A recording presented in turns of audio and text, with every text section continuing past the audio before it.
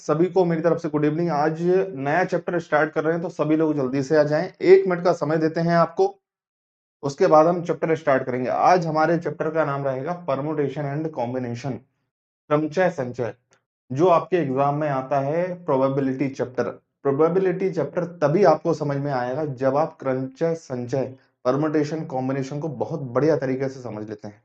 अगर आपको permutation combination समझ में आ गया तो समझ जाइए कि प्रोबेबिलिटी आपसे बन जाएगी। ठीक है, तो बहुत ही बढ़िया तरीके से आपको समझाने की कोशिश करूंगा। सभी लोग फटाफट से आ जाएं। Pradeep, Pradeep RX100, good evening, good evening भाई। चलो स्टार्ट करें क्या? चलिए देखिए, चैप्टर का नाम है परमुटेशन एंड कॉम्बिनेशन, क्रमचय संचय। ठीक है, धीरे धीरे हमारे साथ लोग जुड़ते जाएंगे। तो लेट आ रहे हैं तो भाई उनकी गलती है। हम स्टार्ट करते हैं। तो परमुटेशन की बात करते हैं सबसे पहले। परमुटेशन या फिर क्रमचय, इसमें क्रम का महत्व होता है। इसमें क्रम का महत्व होता है। क्रम मतलब होता है सीक्वेंस, क्रम का महत्व होता है। लेकिन हम अगर संचय, कॉम्बिनेशन की बात करेंगे तो यहां पर क्रम का महत्व नहीं होता है। क्रम का महत्व नहीं होता है। ठीक है, तो कुल मिलाकर क्रमचय और संचय मतलब किन्हीं भी संख्याएं हैं, जैसे 5 संख्या हैं तो 5 संख्याओं को कितने तरीके से व्यवस्थित किया जा सकता है ना। जैसे 5 लड़के हैं या फिर 5 लड़कियां हैं, 5 लोग हैं, 5 लोगों को कितने तरीके से जमाया जा सकता है या फिर कितने तरीके से व्यवस्थित किया जा सकता है, वो होता है अपना क्रमचय संचय। अब क्रमचय संचय में दोनों अलग अलग चीजें होती हैं। क्रमचय में क्या होता है, परमुटेशन में, कि क्रम का महत्व होता है, सीक्वेंस का महत्व होता है, लेकिन कॉम्बिनेशन संचय में क्रम का महत्व नहीं होता। कैसे, मैं एक एग्जांपल के थ्रू आपको बता रहा हूं। देखो, कोई एग्जांपल लेते हैं, पहले हम क्रमचय की बात करेंगे। एक एग्जांपल लिया कि भाई 3 लोग हैं, 3 लोग हैं ABC। अब एबीसी में से दो दो को लेकर आपको बैठाना है, दो दो को लेकर आपको बैठाना है। तो कैसे बैठा लोगे? आप बोलोगे AB में से AB को ले लो, ठीक है, फिर BC को ले लो, फिर CA को ले लो। आपने बिठा दिया। अब मैं बोलूंगा कि बीए को भी तो ले सकते हैं, मतलब बी को आगे बैठा सकते हैं, ए को पीछे बैठा सकते हैं, इसको हम ऐसे बैठा सकते हैं और इसको हम ऐसे बैठा सकते हैं। ठीक है ना, तो यहां पर क्रम का महत्व तो होता है। अब एबीसी में से दो दो को लेकर कितनी तरीके से बैठा सकते हैं, तो आप बोलोगे कि भाई इसको 6 तरीके से बैठा सकते हैं। कितने तरीके से बैठा सकते हैं? 6 तरीके से हम बैठा सकते हैं। ठीक है ना, अब कितने तरीके से बड़ा क्वेश्चन आ जाए तो कैसे सॉल्व करना है मैं आपको अभी बताऊंगा। लेकिन मैंने एक छोटा सा एग्जांपल लिया है और आपको समझाने की कोशिश कर रहा हूं कि अगर 3 लोग हैं, 3 लोगों में से दो दो को लेकर बैठाना है तो आप कितने तरीके से बैठा सकते हैं? ये 6 तरीके से आप बैठा सकते हैं। क्रमचय में क्रम का महत्व होता है। अगर ए बी को बैठाना है तो बी ए को बैठा सकते हैं, ये 2 पोजीशन होगी। बीसी को बैठाना है तो सी बी को बैठा सकते हैं। देखो, सी आगे आ गया, बी पीछे आ गया, तो इसकी भी 2 पोजीशन होगी, इसकी भी 2 पोजीशन होगी। तो इसको 6 तरीके से बैठा सकते हैं। अब संचय में कैसा क्वेश्चन आएगा या फिर कॉम्बिनेशन में कैसा प्रश्न आएगा? देखो, अगर 3 लोग हैं एबीसी, 3 लोग हैं अपने पास एबीसी, मैं आपसे बोलता हूं कि 3 लोगों में से दो दो को लेकर पिकनिक पर भेजना है। ठीक है, एबीसी में से दो दो को लेकर पिकनिक पर भेजना है।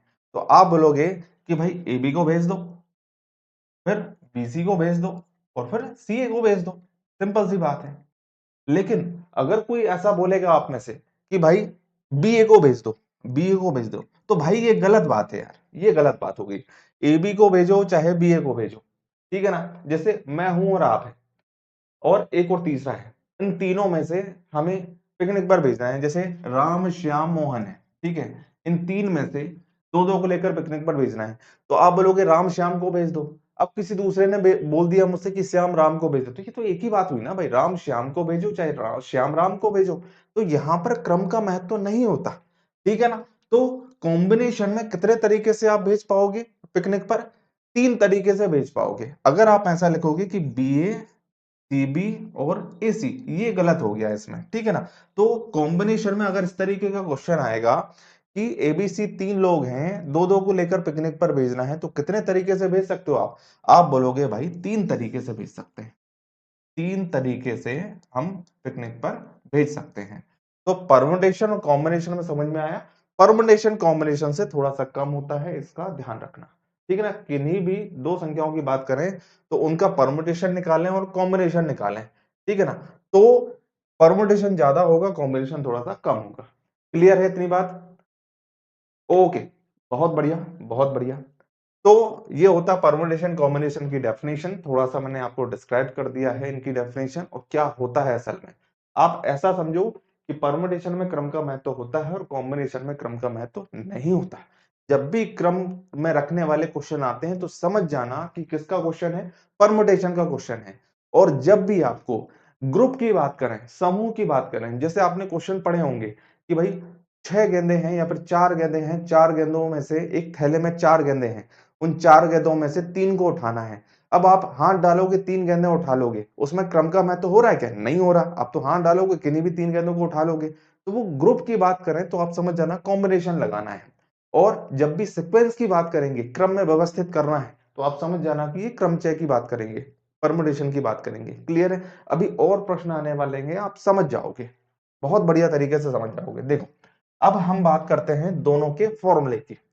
हम पहले बात करेंगे परमुटेशन की, परमुटेशन के फॉर्मूले की। परमुटेशन, आपको बताऊंगा कि परमुटेशन होता क्या है। कई लोगों ने तो पढ़ा ही नहीं है कि परमुटेशन या फिर क्रमचय होता क्या है, कहां से ले आए चैप्टर। ठीक है ना? तो मैं बिल्कुल बेसिक से बताऊंगा आपको। देखो, परमुटेशन, ऐसे क्वेश्चन आते हैं कि भाई कोई वर्ड दे दिया आपको, कोई वर्ड दे दिया जैसे लॉस। लॉस को कितने, लॉस के सभी अक्षरों को, इसमें कितने अक्षर हैं? 1 2 3 4, 4 लेटर्स हैं इसमें। 4 अक्षरों को कितने तरीके से व्यवस्थित किया जा सकता है? तो ये परमुटेशन का क्वेश्चन होगा। आपको बोल देंगे कि भाई एलाइट है, ठीक है, एलाइट को के सभी अक्षरों को कितने तरीके से व्यवस्थित किया जा सकता है? तो आप बोलोगे ठीक है, मतलब सॉल्व करना मैं आपको बताऊंगा। तो ये किसका व्यवस्थित करने वाला प्रश्न है, मतलब किसका प्रश्न है? परमुटेशन का प्रश्न है। क्लियर है ना? ये सभी प्रश्न परमुटेशन के होते हैं। अब सबसे पहले तो परमुटेशन का फॉर्मूला क्या होता है, किस तरीके से सॉल्व करते हैं, उसके बाद हम प्रश्न पर आएंगे। ठीक है ना? बहुत तरीके से बताऊंगा आपको, देखते जाओ। यहाँ पर जैसे आपको कभी प्रश्न मिलता है एनपीआर के फॉर्म में, इस तरीके से प्रश्न मिलता है ना, तो इस एनपीआर को ऐसे सॉल्व करते हैं। इसका फॉर्मूला होता है फैक्टोरियल एन, फैक्टोरियल भी बताऊंगा मैं क्या होता है। ठीक है, factorial n upon n minus r, factorial n upon factorial n minus r. Factorial को ऐसे भी लिखा जा सकता है या फिर फैक्टोरियल को ऐसे भी लिखा जा सकता है, एक ही बात होती है। ठीक है ना? तो एनपीआर का फॉर्मूला होता है, ठीक है जी, ऊपर वाला एन की वैल्यू होती है, नीचे वाली आर की वैल्यू होती है। अगर कभी आपको प्रश्न आ जाता है कि 5p1 को सॉल्व करें, तो देखो फॉर्मूला लगाते हैं फैक्टोरियल एन, एन मतलब ऊपर वाला, फैक्टोरियल 5। अब आर मतलब नीचे वाला, एन माइनस आर, 5 - 1, देखो एन माइनस आर है ना, तो 5 - 1 ये हो जाएगा 4। अब फैक्टोरियल को कैसे सॉल्व करें? देखो, फैक्टोरियल 0 का मान होता है 1, फैक्टोरियल 1 का मान होता है 1, फैक्टोरियल 2 का मान होता है, 2 से सीखो, फैक्टोरियल 2 मतलब 2 से 1 तक घटते क्रम में इंटू कर दो। 2 से 1 तक घटते क्रम में इंटू करेंगे तो क्या आएगा? 2 आएगा। फैक्टोरियल 3 की वैल्यू होती है 3 इंटू 2 इंटू 1, क्या हो जाएगा? 6 हो जाएगा। फैक्टोरियल 4 की वैल्यू होगी 4 इंटू 3 इंटू 2 इंटू 1, क्या हो जाएगा? ये 24 हो जाएगा। ठीक है, फैक्टोरियल 5 की वैल्यू होगी 5, घटते क्रम में 1 तक लिख दो, 5 इंटू 4 इंटू 3 इंटू 2 इंटू 1, 120। ठीक है, फैक्टोरियल 6 की वैल्यू क्या होगी? 6 into 5 into 4 into 3 into 2 into 1, 720। Factorial 7 की वैल्यू क्या होगी? कहीं तक भी बोले आप निकाल देना भाई। ठीक है, घटते क्रम में लिख दो और सबका इंटू कर दो। सबका इंटू करोगे तो आपको मिलेगा 5040, 5040। इसके आगे भी आप निकाल सकते हैं, जैसे भी जरूरत पड़े आप अपने हिसाब से इंटू करना और निकाल देना। ठीक है, क्लियर है ना भाई? विनय बर्थरिया, गुड इवनिंग, गुड इवनिंग भाई विनय। चलो यहाँ देखो, अब इसको हमें सॉल्व करना है। ऊपर फैक्टोरियल 5 और नीचे फैक्टोरियल 4 है।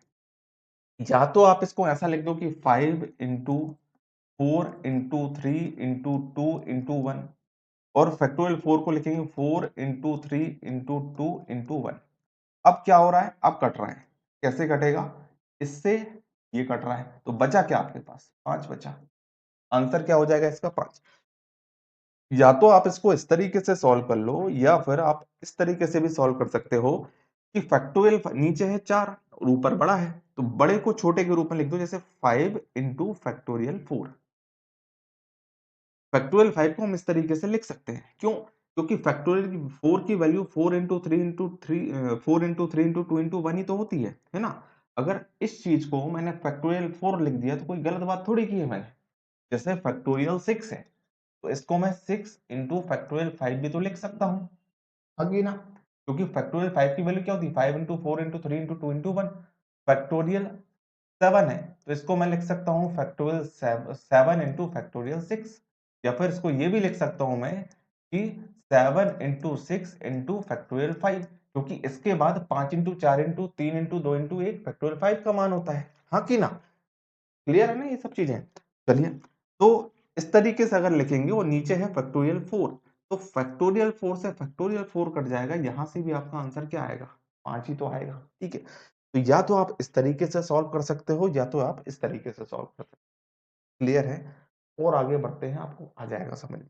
ठीक है, तो मैं ये बोल रहा हूं कि जब भी आपको एनपीआर के फॉर्म में क्वेश्चन हो और नीचे आपका 1 हो, नीचे आपका 1 हो, तो आपका आंसर n के बराबर होता है। किसके बराबर होता है, n के बराबर होता है। मतलब कभी आपको अगर ऐसा प्रश्न आ जाए कि 6p1, कभी आपको ऐसा प्रश्न आ जाए कि 6p1, ठीक है, नीचे r की वैल्यू आपको क्या दिख गई, 1, तो इसका आंसर सॉल्व करने की जरूरत ही नहीं है इसको, आपका आंसर क्या आएगा, 6 आएगा। सॉल्व करके देख लो आप, है ना। अगले पेज पे सॉल्व करते हैं अपन। मैंने आपको बोला कि जब भी r की वैल्यू आपको 1 मिल जाए, n की वैल्यू कुछ भी हो, r की वैल्यू अगर 1 मिल जाए तो इसको सॉल्व करने की जरूरत नहीं पड़ेगी आपको, इसका आंसर होगा n के बराबर। देखो सॉल्व करके देखते हैं, एक क्वेश्चन तो अभी सॉल्व किया था, np1 को सॉल्व करके देखते हैं। ठीक है, अब इसको हम लिखेंगे फॉर्मूले के रूप में फैक्टोरियल n अपॉन में n माइनस आर, 6 माइनस 1 5, इसको हम 6 इंटू फैक्टोरियल 5 लिख सकते हैं, फैक्टोरियल 5, इससे ये कट जाएगा तो क्या आएगा आंसर, n के बराबर ही तो आ रहा है, तो हमें सॉल्व करने की जरूरत क्या है, हमें जब भी 6p1 मिलेगा तो 6 आंसर बोलेंगे। अगर आपको क्वेश्चन मिलेगा 8p1, तो आप इसका आंसर क्या दोगे, डायरेक्ट 8 दोगे। 11p1, तो आप आंसर दोगे क्या, 11। तो हमने इसका फॉर्मूले के रूप में लिख दिया इसको कि np1 की वैल्यू क्या होती है, n होती है। क्लियर है इतना, चलिए आगे देखते हैं। अगर आपको कभी np0 के फॉर्म में प्रश्न मिल जाए, np0 के फॉर्म में प्रश्न मिल जाए, तो इसका आंसर क्या होगा। जैसे एक क्वेश्चन तो ये हो गया, दूसरा क्वेश्चन ये हो गया, तीसरा क्वेश्चन मैं देता हूं आपको 6p0, 6p0, इसको सॉल्व करें, तो आप फॉर्मूले के रूप में जमाएंगे फैक्टोरियल n मतलब 6, factorial n minus r, n minus r मतलब 6 माइनस 0, 6 में से 0 माइनस करेंगे तो 6 आएगा। ठीक है, तो फैक्टोरियल 6 से फैक्टोरियल 6 कट जाएगा, आपका आंसर क्या आएगा, 1। इसका मतलब ये हुआ, इससे हमें ये समझ में आया कि जब भी r की वैल्यू 0 होगी, परमुटेशन में जब भी r की वैल्यू 0 होगी, तो आपका आंसर क्या आएगा, 1 आएगा। n की वैल्यू कुछ भी हो उससे मतलब नहीं है, r की वैल्यू जब भी 0 होगी तो आपका आंसर क्या आएगा, 1 आएगा। क्लियर है, तो जब भी np0 मिले तो इसका आंसर क्या आएगा भाई, 1 आएगा। क्लियर है, ठीक है। चलिए और आगे अगला क्वेश्चन देते हैं आपको। अगर कभी आपको ऐसा प्रश्न मिल जाए 6p6, n और r की वैल्यू सेम मिल जाए, इसको सॉल्व करके देखते हैं अपन। फैक्टोरियल n, n मतलब 6, और नीचे क्या होता है, factorial n minus r, n minus r, तो 6 में से 6 माइनस करेंगे तो 0। अब ऊपर तो फैक्टोरियल 6 है और नीचे है फैक्टोरियल 0, फैक्टोरियल 0 की वैल्यू होती है 1, अब भी लिखा था मैंने आपको, फैक्टोरियल 0 मतलब 1, फैक्टोरियल 1 मतलब भी 1 होता है। ठीक है ना, तो इसका आंसर क्या आया भाई अपना, फैक्टोरियल 6 आया अपना, फैक्टोरियल 6। मतलब इससे हमें ये समझ में आया कि जब भी n और r की वैल्यू सेम मिले तो आपका आंसर फैक्टोरियल n के बराबर होगा। फैक्टोरियल n या फिर फैक्टोरियल r कह सकते हो उसको। जब भी n और r की वैल्यू सेम रहे जब भी n और r की वैल्यू सेम रहे, ठीक है ना, तो आपका आंसर आएगा फैक्टोरियल n के बराबर। मतलब अगर मैंने आपको क्वेश्चन दे दिया कि 7p7, तो आपको इसको सॉल्व करने की जरूरत नहीं है, आप डायरेक्ट बोलोगे इसका आंसर क्या होगा, फैक्टोरियल 7 होगा। क्लियर है? इसका आंसर क्या होगा भाई, फैक्टोरियल 7 होगा। इतनी बात सबको समझ में आई? देखो एक और एग्जांपल लेते हैं। अगर आपको ऐसा प्रश्न मिल जाए कि 6p5, 6p5, तो इसका आंसर क्या होगा? जमा के देखते हैं फॉर्मूले के रूप में। फैक्टोरियल n, n मतलब 6, ठीक है, और नीचे n माइनस आर, 6 में से 5 माइनस करेंगे तो 1। अब फैक्टोरियल 6 ऊपर और फैक्टोरियल 1 की वैल्यू होती है 1। इसका आंसर आया फैक्टोरियल 6। इससे हमें यह समझ में आया कि जब भी r की वैल्यू n से 1 कम रहे, जब भी r की वैल्यू n से 1 कम रहे, तो आपका आंसर फैक्टोरियल n के बराबर आता है। क्या समझ में आया हमें कि जब भी r की वैल्यू n से 1 कम रहे तो अपना आंसर फैक्टोरियल n के बराबर आता है, ठीक है ना। अगर आपसे पूछ लिया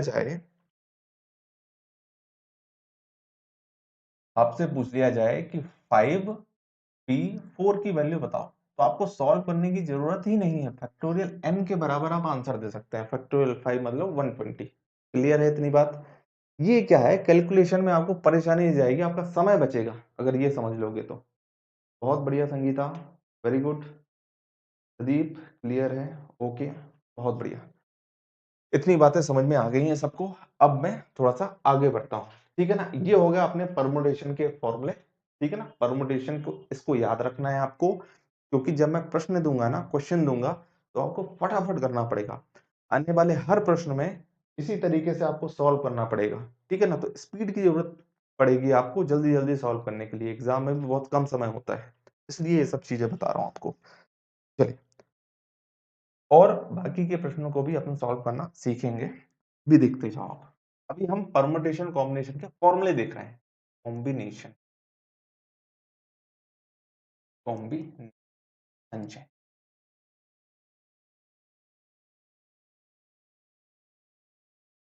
कॉम्बिनेशन का फॉर्मूला होता है जैसे एन सी आता है, सी से आप क्या समझोगे कि कॉम्बिनेशन है, पी होगा तो परमुटेशन है। कॉम्बिनेशन का फॉर्मूला होता है factorial n upon factorial n minus r into factorial r, ठीक है जी। ये आपका कॉम्बिनेशन का फॉर्मूला होगा। अब इस फॉर्मूले से ही हम सभी प्रश्न सॉल्व करेंगे। जैसे पहला प्रश्न कि 5p1, sorry C, combination solve कर रहे हैं, कॉम्बिनेशन 5c1, इसका आंसर क्या आएगा? भाई मुझे तो पता है क्योंकि मैंने प्रैक्टिस करके रखी है ना। इसका आंसर पहले निकाल के देखो फॉर्मूले से, फिर आपको पता चल जाएगा कि तुरंत कैसे देखते हैं इसका आंसर। तो फॉर्मूले में रखते हैं फैक्टोरियल एन, एन मतलब ऊपर वाला, ये n होता है, ये r होता है। नीचे फैक्टोरियल n माइनस आर, मतलब 5 में से 1 माइनस करेंगे तो 4, ठीक है, इंटू फैक्टोरियल r, r मतलब 1, ठीक है। अब इसको सॉल्व करेंगे तो इसको लिखेंगे हम 5 इंटू फैक्टोरियल 4, ठीक है, और नीचे है फैक्टोरियल 4 इंटू में 1, फैक्टोरियल 1 मतलब 1 होता है, इससे ये कट जाएगा तो आपका आंसर आएगा क्या, 5। तो इससे हमें ये समझ में आया कि जब भी कॉम्बिनेशन में नीचे r की वैल्यू 1 आ जाए तो n के बराबर आंसर होता है, ठीक है ना। परमुटेशन में भी यही हो रहा था, अगर एक r का मान अगर 1 है तो n के बराबर आंसर, कॉम्बिनेशन में भी r का मान 1 है तो n के बराबर आंसर। कभी आपको क्वेश्चन इस तरीके से पूछ लें, इसका फॉर्मूला हम बना देते हैं, जब भी आपको r का मान 1 मिले तो आपको आंसर क्या देना है, n देना है। मतलब अगर आपको क्वेश्चन आ जाए कि 8c1, तो आपको सॉल्व करने की जरूरत नहीं है भाई, आपका समय बचेगा। आप क्या बोल दोगे, डायरेक्ट 8 बोल दोगे, ठीक है ना। ठीक, अगला क्वेश्चन देखते हैं अपन। 6c0, 6c0, अभी हमने परमुटेशन सॉल्व करे थे, ये कॉम्बिनेशन है, ठीक है, समझते जाओ। पूरी क्लास देखो बढ़िया तरीके से समझ में आ जाएगा आपको। इसको फॉर्मूले के रूप में रख के देखते हैं। फैक्टोरियल n मतलब फैक्टोरियल 6, ठीक है, नीचे n माइनस आर, 6 माइनस 0 6, और इनटू में फैक्टोरियल r, r मतलब 0, इससे ये कट गया, ठीक है ना। और फैक्टोरियल 0 की वैल्यू भी 1 होती है, 1 अपॉन 1 मतलब क्या आंसर आएगा, 1 आएगा। तो जब भी नीचे r की वैल्यू 0 मिल जाए कॉम्बिनेशन में, तो आपका आंसर क्या होगा? 1 होगा। ठीक है, जब भी r की वैल्यू क्या मिल जाए? 0 मिल जाए, तो आपका आंसर क्या होगा? 1 होगा। परमुटेशन में जब 0 आया था तो क्या आया था आंसर? देखो, परमुटेशन में जब 0 आया था तो 1 आया था, नीचे 1 आया था तो n के बराबर। ये दोनों तो सेम होते हैं, ठीक है ना? नीचे 1 आए तो n के बराबर, नीचे 0 आए तो 1 आंसर होता है दोनों में। आगे देखते हैं अब। अगर 7c 0 आ गया तो आपका आंसर क्या होगा? 1 ही होगा। क्लियर है ना भाई सभी को? अगर आपको 6c 6 आ जाए, मतलब n और r के मान बराबर आ जाए, तो क्या आंसर होगा? चलो देखते हैं। तो फैक्टोरियल n अपॉन में फैक्टोरियल n माइनस r और फैक्टोरियल r मतलब 6, इससे ये कट गया और 0 का मान क्या होता है? 1। तो जब भी आपका n और r के मान बराबर मिल जाए, n और r के मान बराबर मिल जाए, तो आपका आंसर क्या होगा? 1 होगा। क्लियर है? जब भी आपके n और r के मान बराबर मिल जाए, तो आपका आंसर क्या होगा? 1 होगा। ठीक है, चलिए। अगर r का मान n से 1 कम हो, अब आंसर क्या होगा? r का मान n से 1 कम हो तो क्या आंसर होगा? देखो निकाल के देखते हैं। Factorial n upon n minus r मतलब फैक्टोरियल 1 इंटू में r मतलब 5। इसको हम थोड़ा सॉल्व करेंगे तो लिखेंगे 6 इंटू फैक्टोरियल 5। नीचे फैक्टोरियल 1 की वैल्यू होती है 1 और फैक्टोरियल 5 ये कट जाएगा, इससे ये कट गया। आपका आंसर आएगा 6। इससे हम ये समझे कि जब भी r की वैल्यू n से कम हो तो n के बराबर आंसर आता है। किसके बराबर आंसर आता है? n के बराबर आंसर आता है।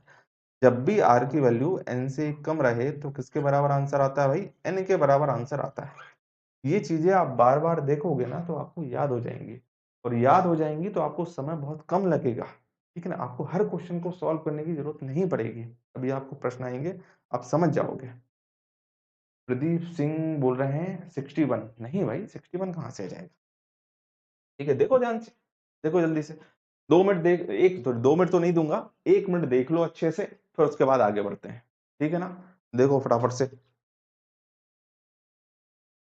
ये चीजें आना जरूरी है, यही बेस है। अगर आपको ये नहीं बनता है ना, तो आप ना परमुटेशन कर पाओगे ना कॉम्बिनेशन कर पाओगे।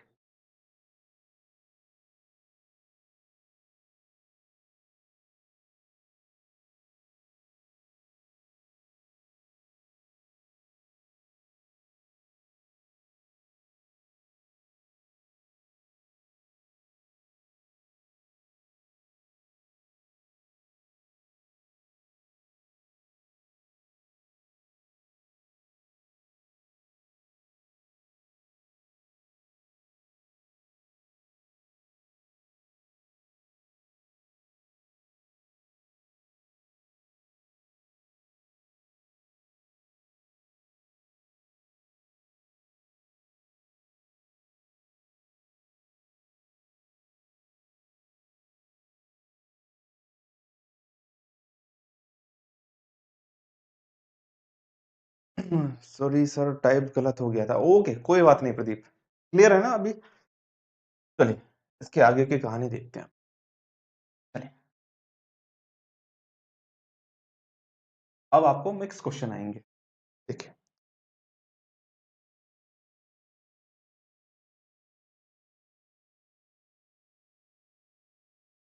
6p या फिर 6p2 ले लो, 6p2, इसको हमें सॉल्व करना है।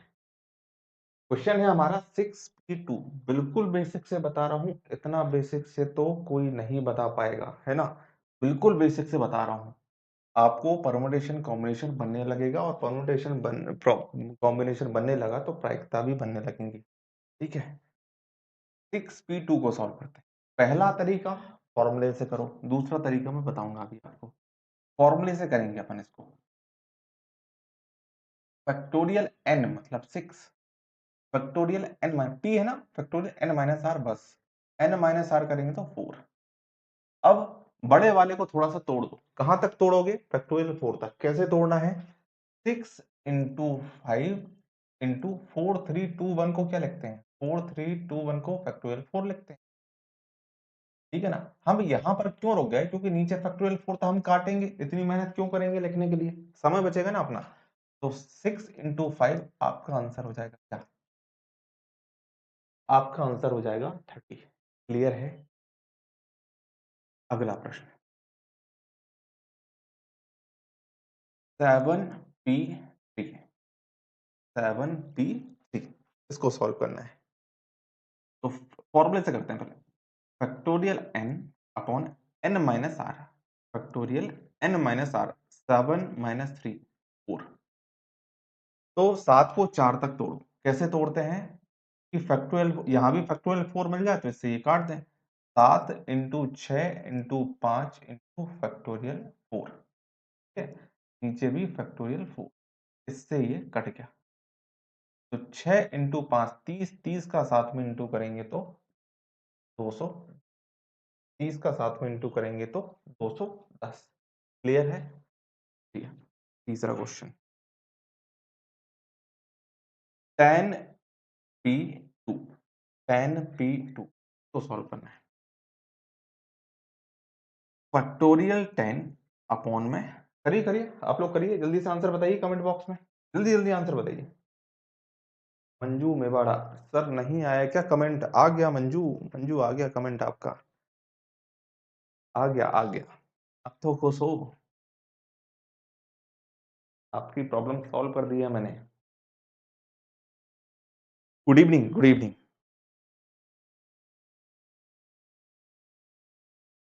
रचना बोल रहे हैं 210, हाँ पिछले क्वेश्चन का, इस क्वेश्चन का आंसर बताइए। वेरी गुड, वेरी गुड भाई, वेरी गुड, शानदार, जबरदस्त, मजेदार।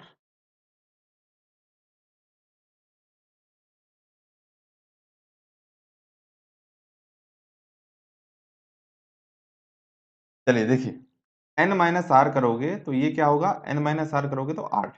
अब फैक्टोरियल 8 तक तोड़ देते हैं, 10 इंटू 9 इंटू फैक्टोरियल 8, और नीचे फैक्टोरियल 8 है, इससे ये कैंसिल हो गया, तो आपका आंसर आ जाएगा 10 इंटू 9 क्या,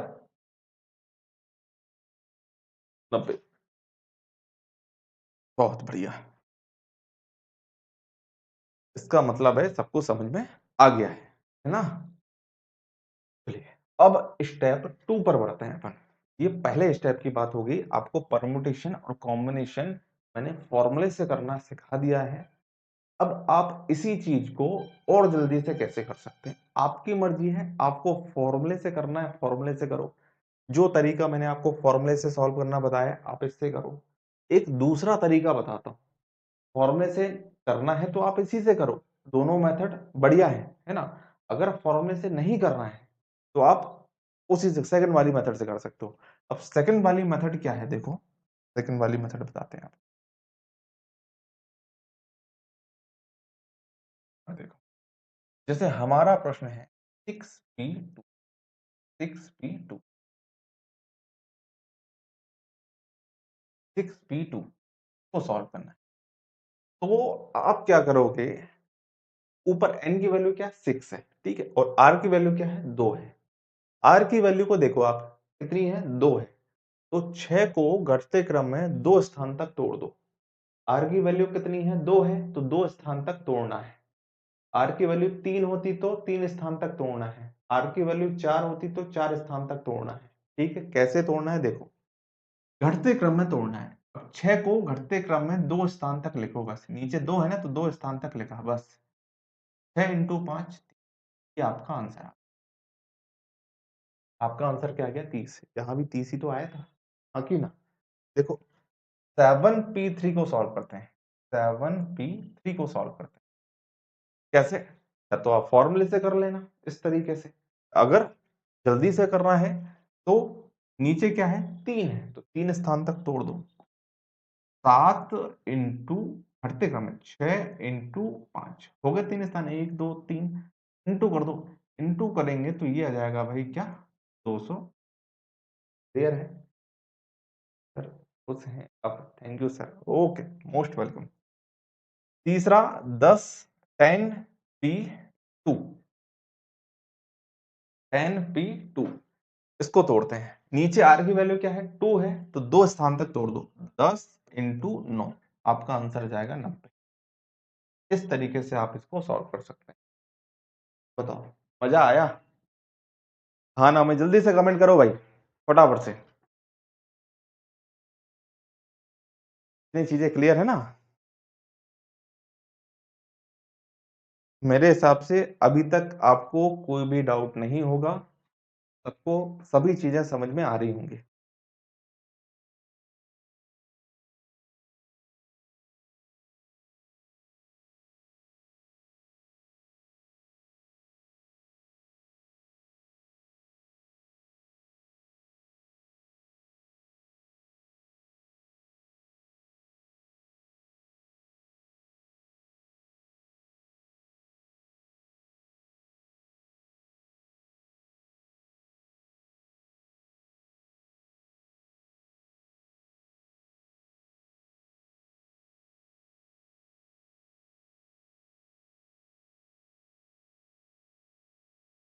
ठीक है मंजू, आपके कमेंट दिख रहे हैं, दिख रहे हैं आपके कमेंट, है ना? और यहाँ से डिलीट भी नहीं हो रहे हैं, वो दिख ही रहे हैं, आपके पिछले कमेंट भी दिख रहे हैं मुझे। ओके, परेशान ना हो आप, सबको दिखाई दे रहे हैं आपके कमेंट। आपके साथ प्रॉब्लम जा रही थी कि आपके कमेंट शो नहीं हो रहे थे, तो वो प्रॉब्लम फिक्स हो गई है ना? चलिए आगे बढ़ते हैं। अब इसी तरीके से हम कॉम्बिनेशन को और देख लेते हैं ना, कॉम्बिनेशन को। 6C2 को सॉल्व करना है। मैंने आपको क्या बोला कि परमुटेशन जो होता है वो कॉम्बिनेशन से थोड़ा सा कम होता है। अगर n और r की वैल्यू सेम है, आप n और r की वैल्यू जैसे 6 2 है, 6C2 को निकालेंगे और 6P2 को निकालेंगे तो कॉम्बिनेशन कम ही आएगा। परमुटेशन ज्यादा आता है, कॉम्बिनेशन कम आएगा। ठीक है ना, याद रखना। क्यों आता है? क्योंकि डिवाइडेड बाय फैक्टोरियल r ज्यादा रहता है, डिवाइड बाय फैक्टोरियल r ज्यादा रहता है। चलो इसको सॉल्व करते हैं, फॉर्मूले से सॉल्व करते हैं पहले। फैक्टोरियल 6 अपॉन में n माइनस आर, 6 में से दो माइनस किया तो 4, और इंटू फैक्टोरियल r एक्स्ट्रा हो जाता है इसलिए कम आता है, फैक्टोरियल r 2। चलिए तो सॉल्व कर देते हैं। 6 इंटू फैक्टोरियल 4 बड़ा दिख रहा है तो इस तक तोड़ दो आप, फैक्टोरियल 4, और नीचे फैक्टोरियल 4 है। ठीक है, अब इससे तो ये कट जाएगा। ठीक है, फैक्टोरियल 2 की वैल्यू होती है 2 इंटू 1, 2 इंटू 1 मतलब 2, और 2 से इसको कैंसिल कर देंगे 3 टाइम्स, 3 इंटू 5 ये हो जाएगा 50। आंसर क्या हो जाएगा? ठीक है, हमने फॉर्मूले से किया है अभी। सेकंड क्वेश्चन देखते हैं। अगर 7C3 को सॉल्व करें तो फैक्टोरियल 7 अपॉन में factorial n minus r, 7 minus 3 factorial 4 हो जाएगा ये, इंटू में फैक्टोरियल r, r मतलब 3 को सॉल्व करते हैं। अब इसको 4 तक तोड़ देते हैं 7 को, 7 इंटू 6 इंटू 5 इंटू फैक्टोरियल 4, नीचे फैक्टोरियल 4 है। ठीक है ना, तो इससे तो ये कट जाएगा। फैक्टोरियल 3 होता है 3 इंटू 2 इंटू 1, ये क्या हो जाता है 6, 6 से ये 6 कट जाएगा, तो आपका बचा है 35, 35, 35 इसका आंसर हो जाएगा। 10C2 को सॉल्व करते हैं। 10C2 तो फैक्टोरियल 10 अपॉन में n माइनस आर करेंगे तो फैक्टोरियल 8। ठीक है, और एक्स्ट्रा फैक्टोरियल r होता है तो फैक्टोरियल 2। इसको हम 8 तक तोड़ के लिखेंगे, 10 इंटू 9 इंटू फैक्टोरियल 8, नीचे फैक्टोरियल 8 इंटू ये 2 है, फैक्टोरियल 2 मतलब 2 इंटू 1 2, तो ये कट गया, और 2 से इसको काटेंगे 5 बार, 5 का 9 में इंटू कर देंगे तो 45, 45। क्लियर है ना? फॉर्मूले से आप लोग कर लोगे।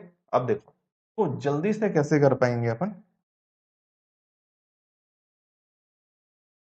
जैसे आपको मिल गया 6C2, 6C2 तो सॉल्व करना है, तो 6 को 2 स्थान तक तोड़ो, जैसे परमुटेशन में तोड़ रहे थे ना वैसे ही तोड़ना है इसमें।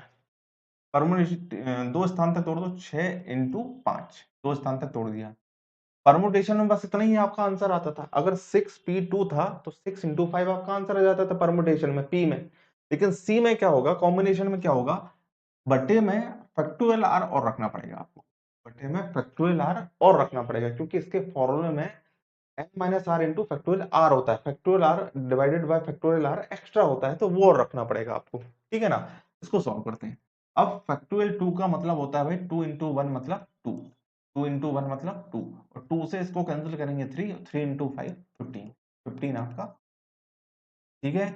अब 7C3 को सॉल्व करते हैं, तो 7 को 3 स्थान तक तोड़ दो, जैसे परमुटेशन में तोड़ रहे थे, 3 स्थान होगा 1 2 3, और नीचे फैक्टोरियल आर मतलब 3, और इसकी वैल्यू आपको डायरेक्ट पता है तो डायरेक्ट रखो। फैक्टोरियल 3 मतलब क्या होता है, 3 इंटू 2 इंटू 1 6, 6 से 6 cancel 35 answer.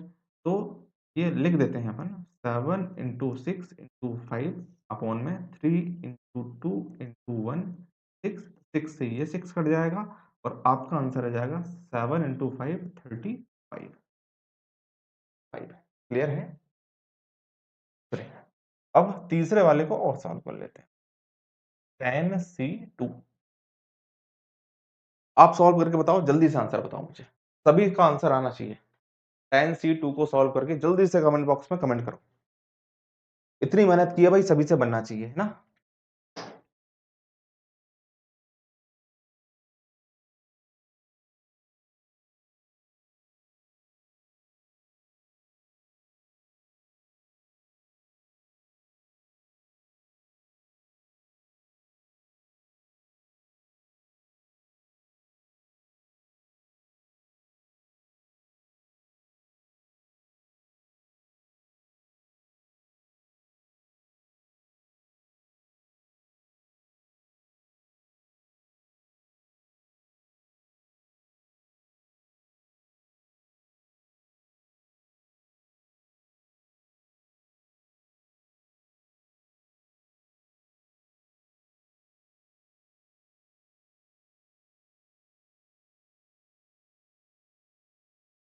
Forty five.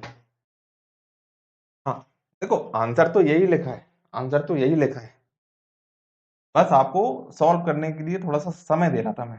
10 into 9 upon में फैक्टोरियल 2 मतलब 2, 2 से कैंसिल करेंगे, आंसर आएगा आपका फैक्टोरियल 2, और इससे कैंसिल करेंगे तो ये आ जाएगा आपका 45। ठीक है भाई, चलिए आगे बढ़ते हैं अपने।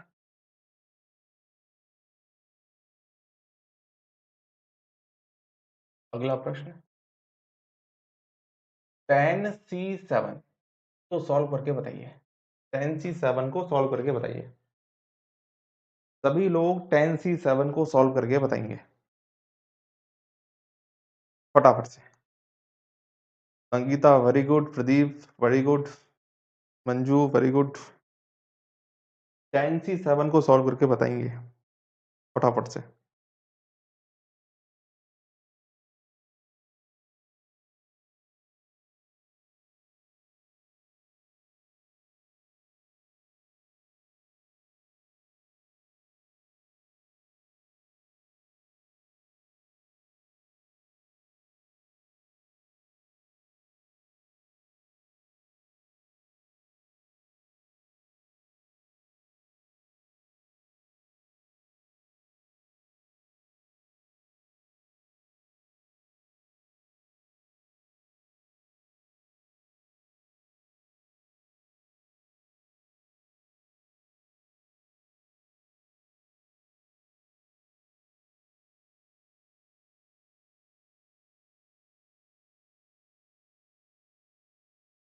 सेवन ट्वेंटी, प्रश्न का आंसर है 720, प्रदीप का आंसर है 720। चलिए देखते हैं, देखते हैं भाई, देखते हैं। देखिए, इसको हम सॉल्व करेंगे तो फैक्टोरियल 10 अपॉन में 10 माइनस 7 फैक्टोरियल 3 तो में फैक्टोरियल 7, इसको फैक्टोरियल 7 तक तोड़ देते हैं। 10 into 9 into 8 into factorial 7 upon में ये हो जाएगा भाई अपना क्या, फैक्टोरियल 3 इंटू फैक्टोरियल 7, और फैक्टोरियल 3 को अपन 3 इंटू 2 इंटू 1 6 लिख सकते हैं। हाँ लिख सकते हैं, इससे ये कैंसिल हो गया, 3 से ये कैंसिल किया 2 टाइम्स, ये 3 टाइम्स, और 2 से इसको कैंसिल कर दिया 4 टाइम्स।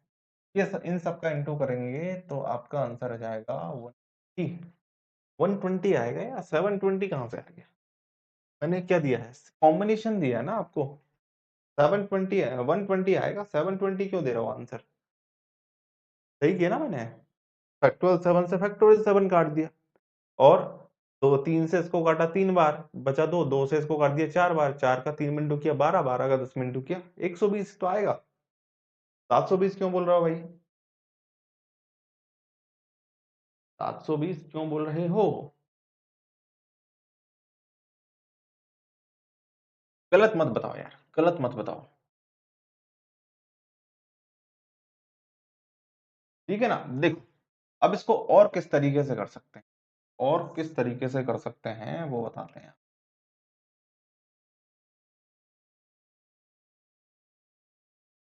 7c 10c7 को हम 10c3 लिख सकते हैं। 10c7 को हम 10c3 लिख सकते हैं। कैसे? 10 में से 7 माइनस करके यहाँ लिख दिया करो, 10 में से 7 माइनस करके यहाँ लिख दिया करो। हम 10c या फिर 11c 8 को क्या लिख सकते हैं, या फिर 11c 7 को क्या लिख सकते हैं?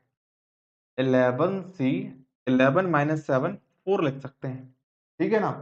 अगर हम 17c 15 को सॉल्व करना चाहें, तो ये देखने में बड़ा लग रहा है, इसको हम छोटा कर देते हैं। देखो कैसे? 17c 17 माइनस 15 2, ये दोनों बराबर होंगे, ये दोनों बराबर होंगे, ये दोनों बराबर होंगे। अगर आपको ये क्वेश्चन दे दिया तो आप इस तरीके से चेंज करके, जैसे आपको 10c7 दिया तो आप 10c3 भी लिख सकते हो। इसको 10 3c को सॉल्व करोगे तो दोनों का आंसर बराबर आएगा। इसका जो आंसर आएगा वही इसका होगा। अगर कभी आपको मिल गया कि भाई 17c15 का मान निकालिए, तो आप इसको सिंप्लीफाई कर लेना, मतलब छोटा कर लेना कि 17c2, इसको सॉल्व करने हैं, जल्दी से आंसर आ जाएगा आपका। ठीक है ना? चलो देखो, अब अगर आपको क्वेश्चन आ गया, जैसे ये बोल दिया मैंने 17c15 बोल दिया मैंने आपको, इसका आंसर बताइए, तो आप डायरेक्ट इसको ये लिखेंगे 17c माइनस करेंगे 2 और इसको सॉल्व कर देंगे। 17 को 2 स्थान तक तोड़ेंगे इस तरीके से, और फैक्टोरियल आर नीचे, फैक्टोरियल 2 मतलब 2, फैक्टोरियल दिमाग में चलता रहता है तो, और इसको काटेंगे 8 बार, 117 का 8 में इंटू करेंगे तो 136 आपका आंसर आ जाएगा। ठीक है जी। तो ये बताने का मतलब ये था कि जब भी बड़े बड़े क्वेश्चन आ जाए, अगर कभी आपको ऐसा क्वेश्चन आ जाए कि भाई 26c 25 को सॉल्व करो, 26c 25 को सॉल्व करो, तो आपको घबराना नहीं है। ठीक है? 101c 100 को सॉल्व करो तो आपको घबराना नहीं है। आप कैसे लिख सकते हो उसको? कॉम्बिनेशन में, सिर्फ कॉम्बिनेशन में आप इस तरीके से लिख सकते हो, कॉम्बिनेशन में, परमुटेशन में नहीं। ठीक है ना? कॉम्बिनेशन की बात कर रहा हूं अभी मैं। इसको आप किसके बराबर लिख सकते हो? इसको आप लिख सकते हो 26c माइनस करोगे तो 1। ठीक है? इसको सॉल्व कर दो चाहे इसको सॉल्व कर दो, आपका आंसर बराबर ही आएगा। और कॉम्बिनेशन में अगर नीचे 1 होता है तो आपका आंसर क्या आता है, बताइए जल्दी। कॉम्बिनेशन में अगर नीचे 1 होता है तो आपका आंसर क्या आता है? आपको फॉर्मूले याद करने पड़ेंगे जो मैंने बताया। देखो, कॉम्बिनेशन में जब भी नीचे 1 आता है तो आपका आंसर होता है n के बराबर। इसको सॉल्व करने की जरूरत ही नहीं पड़ेगी आपको। ठीक है ना? कॉम्बिनेशन में जब भी 1 आता है तो आपका आंसर n के बराबर होता है, मतलब इसका आंसर क्या हो जाएगा? 26। या फिर 26 को एक स्थान तक तोड़ेंगे तो क्या आएगा? 26 ही तो आएगा। क्लियर है ना? चलो इसको सॉल्व करके बताओ आप। 101c99 को सॉल्व करके बताइए, इसका आंसर क्या आएगा? 101c99। आप इसको लिखोगे 101c माइनस करेंगे तो 2, 2। ठीक है? अब इसको सॉल्व करते हैं। 101 को 2 स्थान तक तोड़ दो, तोड़ दिया घटते क्रम में, तो नीचे कॉम्बिनेशन है ना तो फैक्टोरियल आर लगेगा। फैक्टोरियल आर मतलब फैक्टोरियल 2। अब 101 101 इंटू 100, फैक्टोरियल 2 की वैल्यू होती है 2, 2 से इंटू 2 से कैंसिल करेंगे 50, और ये हो जाएगा आपका 5050 आंसर। ठीक है? समझ में आई बात?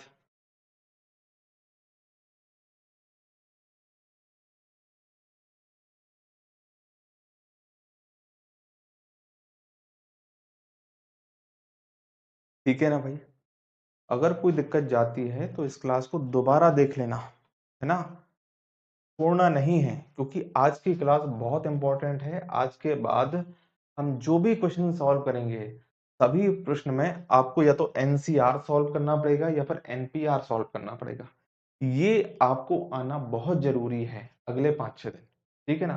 तो आज ही बैठकर आप ये एनसीआर और एनपीआर निकालना सीख जाओ, ठीक है?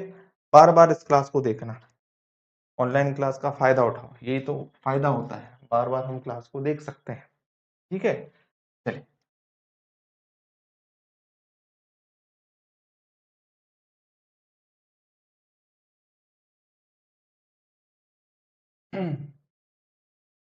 11 C0 into 9 C1 into 6 C2 into 6 B को सॉल्व करके बताइए। इसको फटाफट से सॉल्व करके बताइए भाई।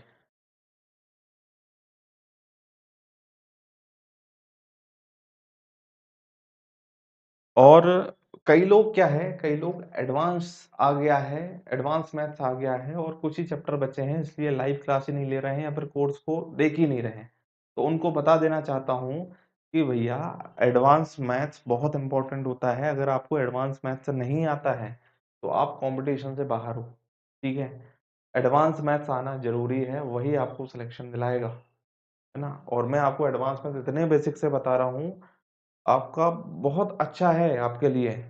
बिल्कुल ज़ीरो से बता रहा हूँ, आपको हर एक चीज़ समझ में आएगी, ठीक है? अच्छे से पढ़ लो, अगर सिलेक्शन लेना है तो। अगर नीचे 0 है, परम्यूटेशन में हो चाहे कॉम्बिनेशन में, तो आंसर 1 आता है, ठीक है? अगर नीचे 1 है, तो परम्यूटेशन में हो या फिर कॉम्बिनेशन में हो, आंसर n के बराबर आता है। तो सॉल्व करने की ज़रूरत ही नहीं है, क्योंकि हमने फॉर्मूले देख लिए हैं, ठीक है ना?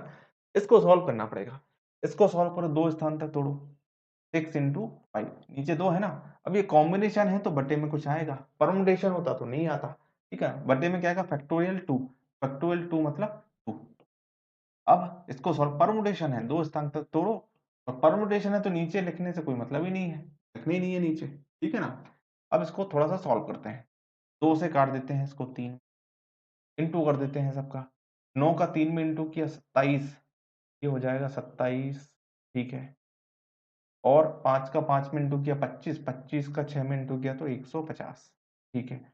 अब 0 तो पहले ही लगा दिया, 15 का 7 में इंटू करेंगे 105, बचेगा 10, 15 का 2 में इंटू किया 30 और 10 40। आपका आंसर आ जाएगा 4050। क्या आ जाएगा? 4050। Clear?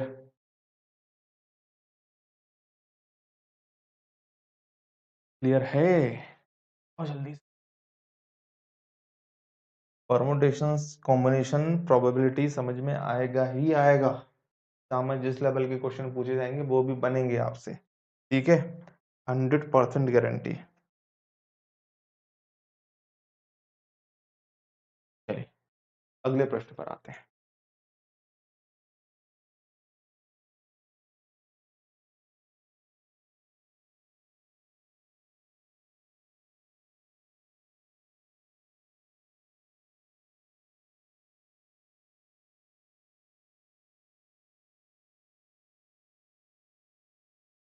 Twenty C eight divided by 20C7 को सॉल्व करना है भाई साहब।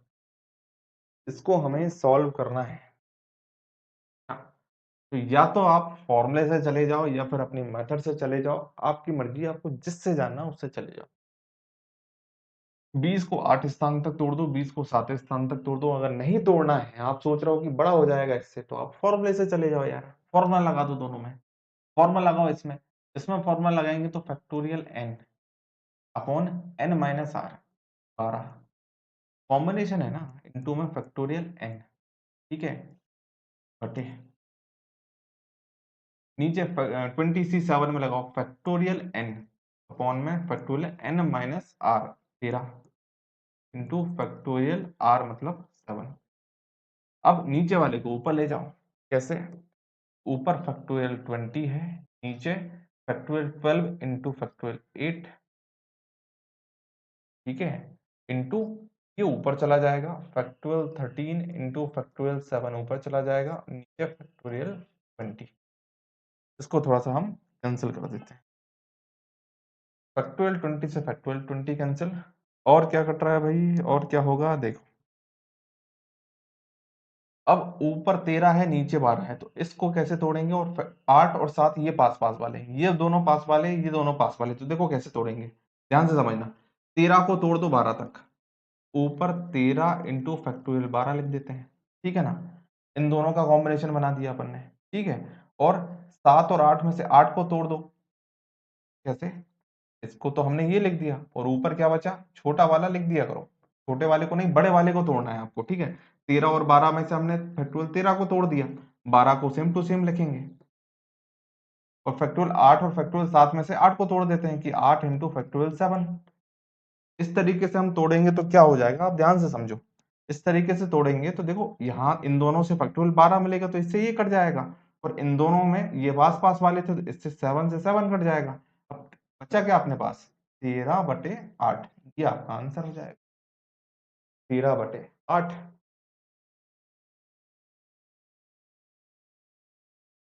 है,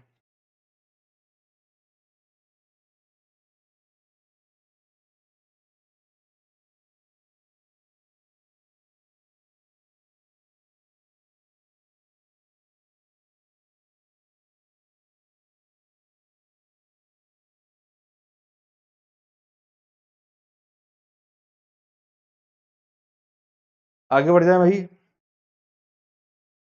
आ गया समझ। अगर समझ नहीं आया है तो कमेंट करके बता सकते हैं आप मुझे,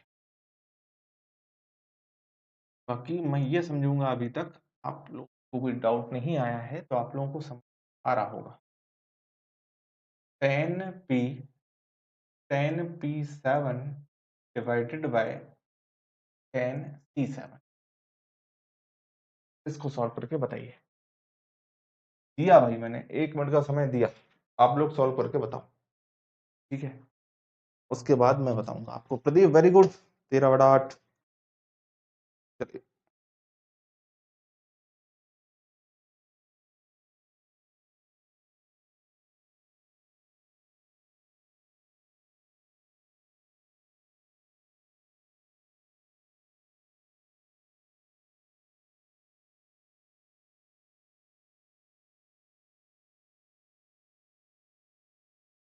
बताओ अभी फटाफट से आंसर बताओ।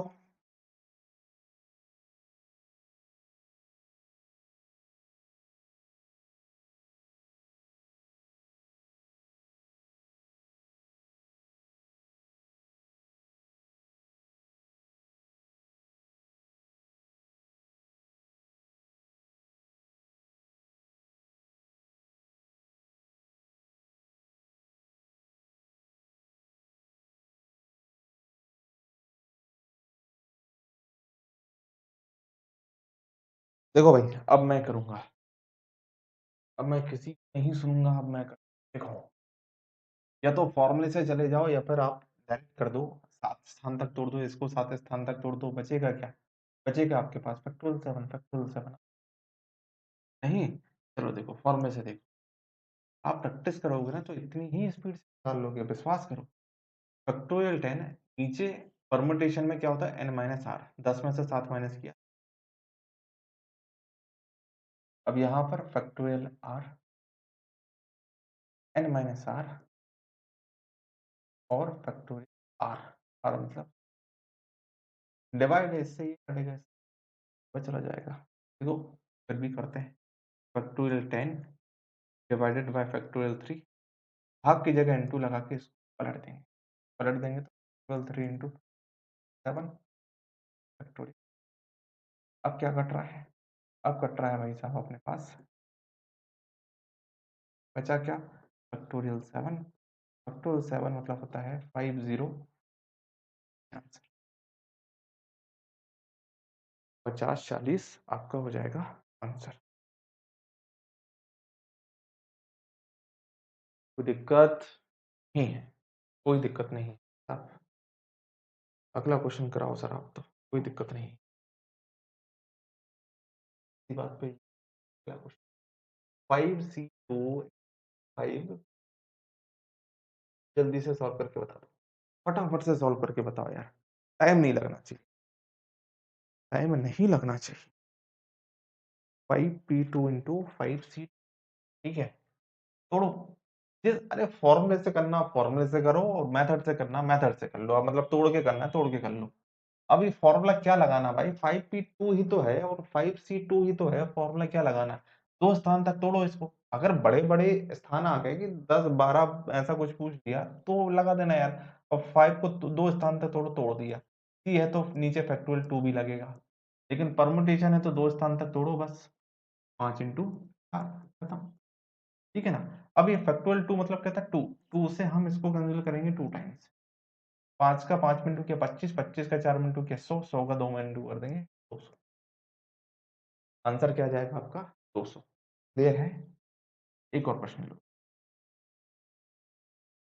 5C2 डिवाइडेड बाय 5C2 को सॉल्व करो।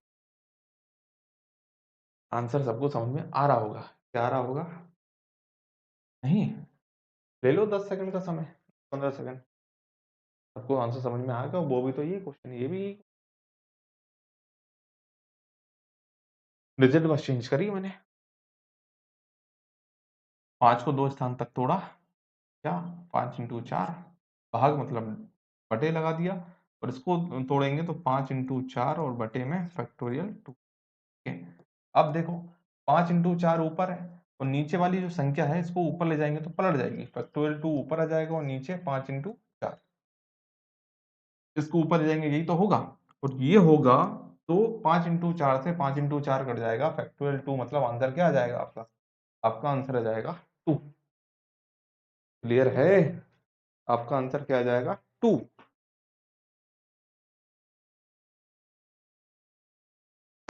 समझ में आ रही भाई बात?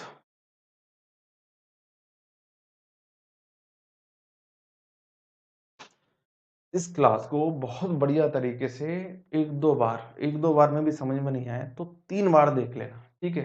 लेकिन अगली क्लास में आने से पहले इस क्लास में जो भी मैंने बताया है वो आपसे बनना चाहिए।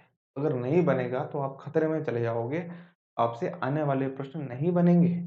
इसलिए मैं बोल रहा हूँ कि आज रात को या फिर कल दिन भर में अच्छे से प्रैक्टिस कर लो इनको सॉल्व करने की, ठीक है ना? अच्छे से प्रैक्टिस कर लो, बनना चाहिए। और एक बार बन गया, कल आपने मेहनत कर ली या फिर आज रात में आपने मेहनत कर ली, तो कल से आपको मज़ा ही मज़ा आ जाएगा, ठीक है ना? इतना मज़ा आएगा कि खुशी का हिसाब नहीं रहेगा, इतना खुश हो जाओगे आप।